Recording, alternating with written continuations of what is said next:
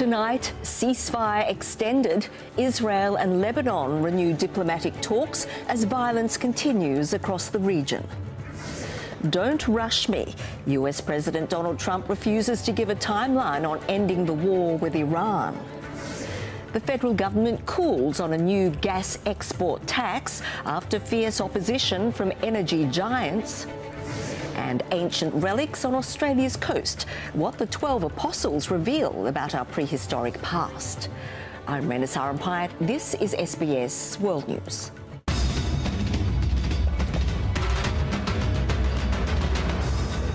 Good evening. Those stories in just a moment, but to some developing news now, and Iran's top diplomat is expected to travel to Islamabad this weekend for talks with the United States, according to Pakistani officials.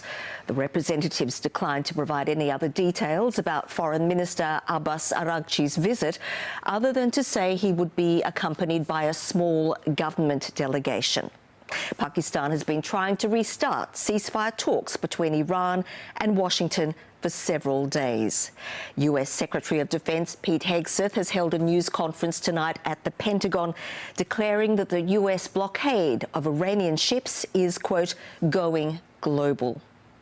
Meanwhile, Lebanon's president has met European leaders on the sidelines of the Cyprus EU summit. It follows a second round of direct talks in Washington, which have delivered an extension to the Israel-Lebanon ceasefire. It's an historic moment for Lebanon and Israel, according to Beirut's top diplomat to the US. The two sides hosted by US President Donald Trump. They've agreed to an additional 3 weeks of no firing, ceasefire, no more firing. Let's see. We hope that happens. It's not going to happen between them, but they do have Hezbollah to think about.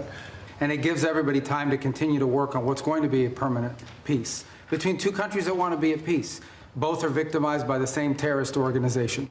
The initial 10-day ceasefire was due to expire on Monday. The direct talks, led by US Secretary of State Marco Rubio, lauded by all involved. And I think with your help, with your support, we can make Lebanon great again. Thank you so much. Good, thank you. I like that phrase. Israel wants peace with Lebanon, and Israel wants security for its citizens. We're united with the Lebanese government in wanting to rid the country of this malign influence called Hezbollah. President Trump again optimistic he's bringing an end to war in the Middle East, hinting at a face-to-face meeting with Israeli Prime Minister Benjamin Netanyahu and Lebanese President Joseph Aoun over the next 3 weeks at the White House. And I think it's the beginning of something very important. It'd be a wonderful thing to get this worked out simultaneously with what we're doing in Iran. Hezbollah is yet to comment on the extension, but the ceasefire has been continually tested. The Israeli army releasing this footage showing what it said were strikes on rocket launchers at a Hezbollah military site in southern Lebanon. Israel says it intercepted several rockets that crossed from Lebanon into northern Israel. On Thursday, mourners gathered to bury 43-year-old reporter Amal Khalil, killed in an Israeli strike the day before. Lebanese authorities say Israeli forces prevented emergency workers from rescuing her, a claim Israel denies. The Netanyahu government has rejected accusations it has targeted journalists. In his grief, Amal Khalil's brother demanding answers. There is no charter, no law in the world, none of them that allows targeting a journalist. Since February, the fighting has so far killed around 2,300 people in Lebanon, according to local health officials, and has displaced over 1 million people. Phoebe Dees, SBS World News. President Donald Trump has insisted the US has full control of the Strait of Hormuz, a day after Iranian commandos seized a cargo ship in the strategic waterway. He said he believed Iran wanted to make a deal, but that its leadership is in turmoil, adding that he's in no hurry. Tehran responded, saying its leadership is united. Motor vessel Majestic X, we intend to conduct the boarding of your vessel. Deep in the Indian Ocean, US Marines board a sanctioned Iranian oil tanker en route to China, the latest US action to block Iran's economic lifeblood that flows from the Strait of Hormuz. Back in Washington, D.C., Donald Trump explaining his rationale. They came to us and they said, we will agree to open the strait. And all my people were happy. Everybody was happy except me. I said, wait a minute, if we open the strait, that means they're going to make $500 million a day. I don't want them to make $500 million a day until they settle this thing. So I'm the one that kept it closed. We have total control of it. Mr. Trump acknowledged that means fuel prices will remain high for, quote, a little while, but insisted it's worth it. I don't want to rush it. I want to take my time. We have plenty of time. And I want to get a great deal. I want to get a deal where our nation and the world is safe from lunatics with nuclear weapons. President Trump ruled out the use of nuclear weapons, telling reporters the US had already decimated Iran with conventional arms. He said he believes Iran is ready to make a deal, but that its leadership is in turmoil. They're fighting like cats and dogs for who's going to control. Prompting this response from the Iranian president, Masoud Pezeshkian. With ironclad unity of nation and state and obedience to the supreme leader, we will make the aggressor regret. And this from the foreign minister. Iran's state institutions continue to act with unity, purpose and discipline. Still, the supreme leader, Mojtaba Khamenei, remains in hiding. The New York Times reporting that he has leg injuries and requires a prosthetic, as well as plastic surgery for severe burns to his face, sustained on the first day of the war. Israel's defense minister said the Iranian leader remains a target. Israel is prepared for the resumption of war against Iran. The IDF is prepared both defensively and offensively, and the targets are marked. We are waiting for a green light from the United States in order to complete the elimination of the Khamenei dynasty, the initiator of the annihilation plan against Israel. Adding to the pressure on Iran, a third US aircraft carrier, the George H.W. Bush, has now arrived in the region. Donald Trump issuing a shoot-to-kill order on any vessel found laying mines in the strait. Nick Wells, SBS World News. European leaders have gathered in Cyprus to discuss, among other things, their response to ongoing tensions in the Gulf. Leaders from Middle Eastern nations have arrived at the summit in Nicosia, including Jordan's Crown Prince and the presidents of Syria and Egypt. Lebanon's President Joseph Aoun has met his French counterpart Emmanuel Macron and Italian Premier Giorgia Meloni on the sidelines. Earlier, Ukraine's Volodymyr Zelensky thanked EU leaders for a multi-billion-dollar loan that's received formal approval after months of delays. A very happy Ukrainian president greeted by EU chiefs. Vital funding finally secured. I said that we will deliver on the 90 billion euro loan one way or the other. And today we deliver on this promise. The notable absentee from this Cypriot summit, outgoing Prime Minister of Hungary, Viktor Orban, who had used his veto to block aid for Kiev. Most of his European counterparts won't miss him. After the parliamentary elections in Hungary, we have the keys in our hands and we can unlock the doors and we can get out and we can find a solution. A 20th European sanctions package against Russia has now been approved, while EU membership for both Ukraine and neighbouring Moldova is back on the table.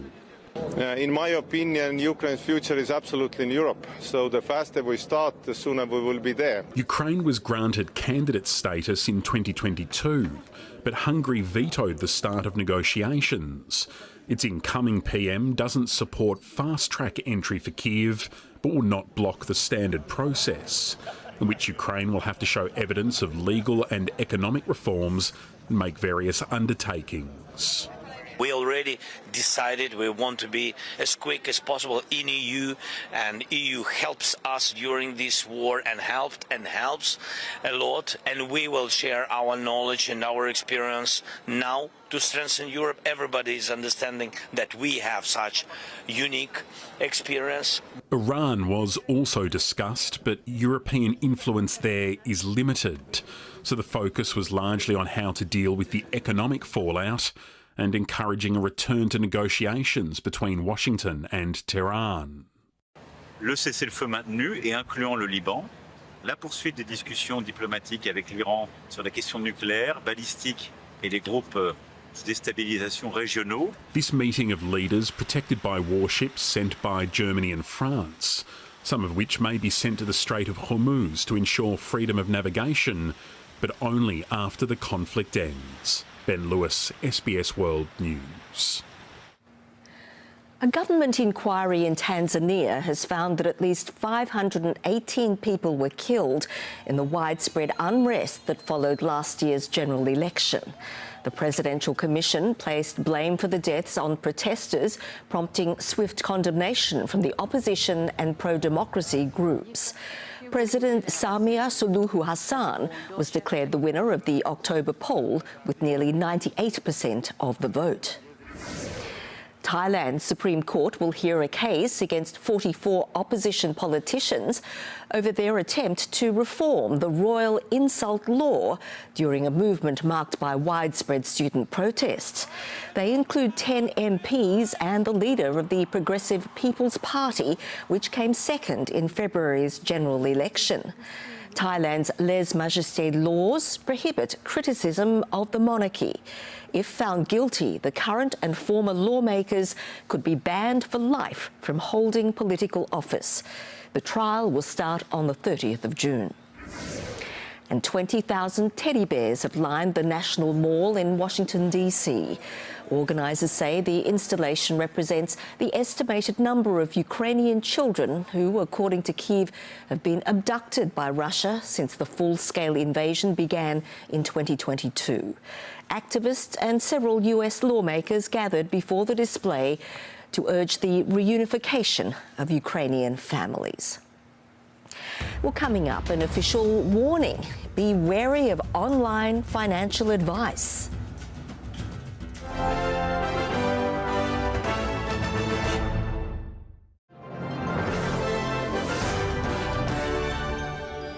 The federal government appears to be hardening its stance against community calls for a hike on taxes on gas exports. Woodside and Chevron were among the energy companies to appear before a parliamentary inquiry examining taxes on Australia's natural resources. The gas giants face the political blowtorch. Just want to reiterate, we are giving fair share to the Australian people. Well, that's debatable. 44 cents in the dollar last year, and that's been the average for the last 4 years. Executives from Woodside and Chevron among the energy producers grilled on the industry's tax bill. We started paying PRT in 2025, so and we there was nothing we will paid in the pay previous 8 years. The design of the existing petroleum resource rent tax allows the cost of new projects to be deducted, meaning it can take years for companies to begin paying taxes on those profits. We should be furious about that. That is our gas. Independent Senator David Pocock championing a cross-party campaign for a gas export tax of up to 25%. A proposal the industry warns will jeopardise investments and supplies sought across our region. I'm not sure how any project could survive that impact. The prescription that David is suggesting would kill the Australian gas industry. After speculation the government was examining resource tax hikes, now signs of sympathy. And the most important thing that Australia can do and the Australian government can do is to ensure the conditions are there for the continued export of our gas. The Prime Minister yesterday echoing this industry claim. We paid almost $22 billion in taxes and royalties last year alone. That's set to increase over coming years. And it's only in the universe of the Greens Party and their friends that they can say that spending hundreds of billions of dollars across the country could be considered in any way free. We have a Prime Minister and others who are just rolling out the talking points from the gas industry. Gas is part of the government's fuel security strategy, having guaranteed supply across a raft of energy agreements with fuel refining Southeast Asian nations. The government's message now, it won't make decisions that undermine those deals. This morning, confirmation of 2 new fuel shipments through Ampol and BP containing 100 million litres of diesel, around half of that directed to Queensland's industrial hubs, Townsville, Gladstone and Mackay. We've got the supply that Australian businesses, farmers and consumers need. Australia uses 94 million litres of diesel every 24 hours. These shipments, an extra day's supply. Naveen Razik, SBS World News. Well, if you're under the age of 28, it's increasingly likely that your financial advice is coming from online sources. ASIC reports that 64% of Gen Z say they trust financial information from AI platforms like ChatGPT. 56% trust it from social media and more than half from so-called influencers. Some of them, however, still don't have the credentials to offer advice, and the financial regulator is cracking down. I actually find it really concerning that nobody, and I mean nobody, has asked me what my qualifications are as an... If you're on social media, you've probably come across content like this. Here's why I can't give you advice about your money. Not all money advice on this platform is advice. Some of it is marketing, some of it is entertainment, and some are just very confident. From saving and budget tips to investing and trading, financial influencers, or finfluencers, are growing their audiences and their presence in the financial information landscape. There is an issue in relation to understanding that financial influence has already escaped traditional channels. This shift in terms of how financial information and advice is delivered has really required us to work differently as a regulator. And ASIC has already taken action, issuing warnings to 4 finfluencers suspected of giving unlicensed advice. ASIC has been watching influencers, particularly finfluencers on social media for a while. We're actively monitoring their behaviour. Let's chat about how I got licensed to give general financial advice without... The regulator requires influencers to be licensed professionals or authorised through a licensed company. In 2022, Tyson Scholes, also known online as ASX Wolf, was the first finfluencer found to have breached the law by providing trading tips on social media without a financial services licence. Once that flips over into making a recommendation or suggesting that somebody might want to buy into or invest in that product, or a general opinion about how good that product is or how it compares to other types of products, that is very clearly financial advice. And that's where he says the concern arises. So when we see people doing that without the right licence, it raises questions around whether they've got the right expertise, but it also exposes consumers to greater risk, in particular the risk of losing their money. Experts say action from the regulator could bring significant improvements. It's forward-looking, it's constructive, but I think it's also quite overdue. It gives actually a very good chance to create a more credible hybrid form of financial communication, which is actually in alignment and is fit for purpose for the digital age. In the meantime, Australians are urged to keep checking the advice isn't too good to be true. Take things with a grain of salt, not a grain. Maybe take things with a lot of salt. Veronica Leonard, SBS World News. Scientists from the University of Melbourne say they've uncovered the origins of the 12 apostles.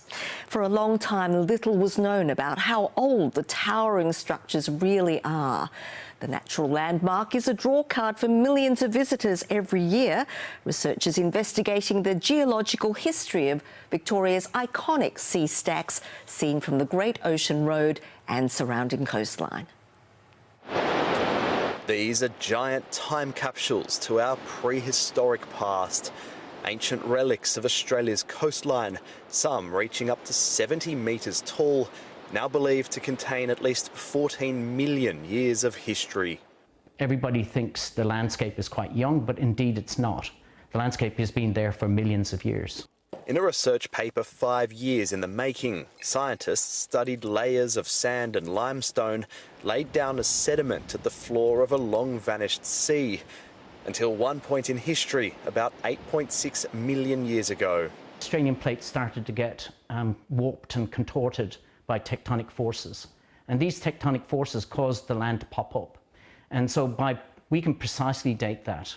The evidence of that tectonic force, they say, shown by the curved lines of these layers, millions of years old. They may look flat, but the limestone layers are in fact curved by a few degrees, showing the land tilting upwards and out of the sea. Elsewhere, there are small fault lines, evidence of ancient earthquakes. The whole cliff lines, if you look at the horizontal age horizons, are tilted down at about 2 degrees to the south. And that's a part of the story as well. Why did that happen? And this has all been unlocked with this piece of science. The researchers assisted by an enthusiastic local community. We all get a little bit excited about the geomorphology and the constant shaping and shift and collapse that's happening around here. But this gave us a much greater sense of what else we needed to know.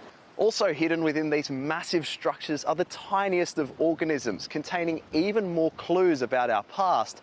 In this 1C stack, for example, scientists estimate there to be 760 trillion microfossils dating back millions of years. That's a baby snail. It's described as a practice of looking back to the past to see our future, like a geological time machine.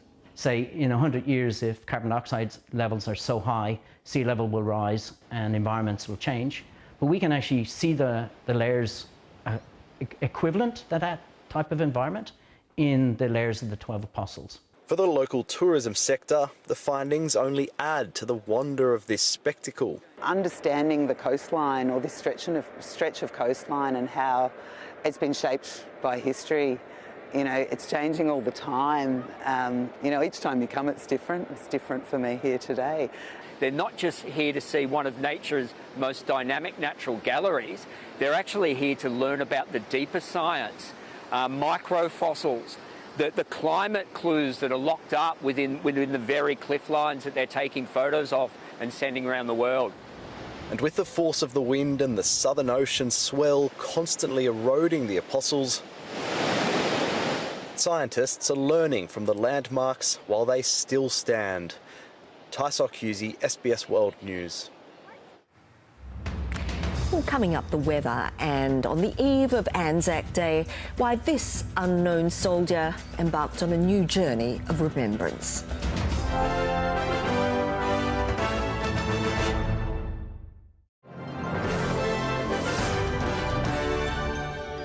A tornado has swept through parts of the US state of Oklahoma, ripping roofs off buildings and bringing hail the size of golf balls. The city of Enid was hardest hit. An Air Force base was also damaged. Local police say some people suffered minor injuries, but there are no immediate reports of fatalities. To the weather forecast, and in the major centres it should be partly cloudy in Sydney, early fog, then sunny in Canberra, sunny in Melbourne, partly cloudy in Hobart and Adelaide. It should be sunny in Perth, but overcast in Darwin, showers for Brisbane. Looking further afield, rain for Noumea, thunder in Nundy, fine weather for Wellington. In Southeast Asia, thunder in Bangkok and Singapore, rain in Jakarta, cloudy in Honiara. Further north, overcast in Beijing, fine in Seoul, it should be overcast in Tokyo. And heading west, sunny in Beirut, cloudy in Baghdad, cloudy too in Islamabad. Over to Europe, partly cloudy in London, fine in Paris, some cloud in Istanbul, fine in Athens. Down to Africa, fine for Cairo and Dhaka, thunder for Nairobi, showers in Johannesburg. In South America, thunder in Bogota, cloudy in La Paz, clear and dry in Rio de Janeiro. And for North America, rain in San Francisco, fine in Chicago and also Mexico City.